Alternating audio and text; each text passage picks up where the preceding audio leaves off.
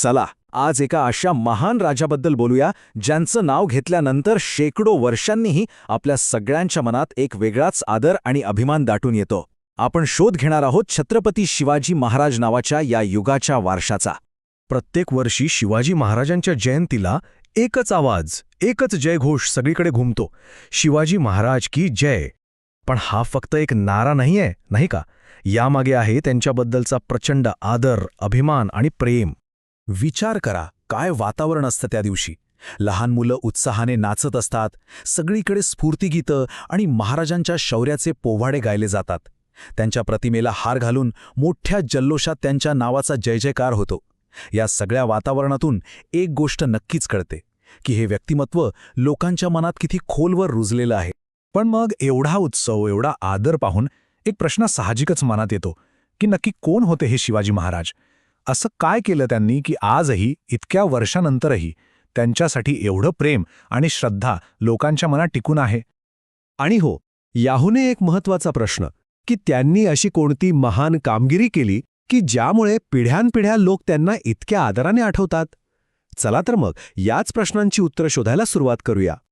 बरं, महाराजांची महानता समजून घ्यायची असेल तर सगळ्यात आधी आपल्याला तो काळ समजून घ्यावा लागेल ज्या काळात ते जन्माला आले. आणि खरं सांगायचं तर तो काळ अजिबात सोपा नव्हता. तो एक खूपच खडतर आणि आव्हानात्मक काळ होता. शिवाजी महाराजांचा जन्म झाला तो होता मध्ययुगाचा काळ. आता या काळात सगळीकडे होती राजेशाही. म्हणजे काय तर सगळं काही राजाच्या मर्जीवर अवलंबून. राजा कसा वागतो, कसे निर्णय घेतो यावरच प्रजेचं भवितव्य ठरायचं. राजा जर चांगला, कल्याणकारी निघाला तर प्रजा सुखी, नाहीतर मग प्रजेच्या नशिबी हालअपेष्टाच. आणि गंमत म्हणजे त्या काळात राजांसमोर दोनच मार्ग असायचे. एक म्हणजे प्रजेच्या कल्याणासाठी झटणं, त्यांचं भलं करणं. आणि दुसरा मार्ग, जो दुर्दैवाने अनेक राजांनी निवडला होता, तो म्हणजे प्रजेकडे पूर्णपणे दुर्लक्ष करून फक्त स्वतःच्या ऐशारामात आणि चैनविलासात मग्न राहणं. त्यांना प्रजेच्या सुखदुःखाशी काही घेणं देणं नसायचं. पण असं म्हणतात ना की प्रत्येक अंधाऱ्या रात्रीनंतर सकाळ होतेच. तसंच त्या काळातही काही राजे असे होते ज्यांनी प्रजेच्या कल्याणालाच आपलं पहिलं कर्तव्य मानलं. त्यांनी एक वेगळाच आदर्श जगासमोर ठेवला. यात प्रामुख्याने दोन नावं आपल्याला ऐकायला मिळतात.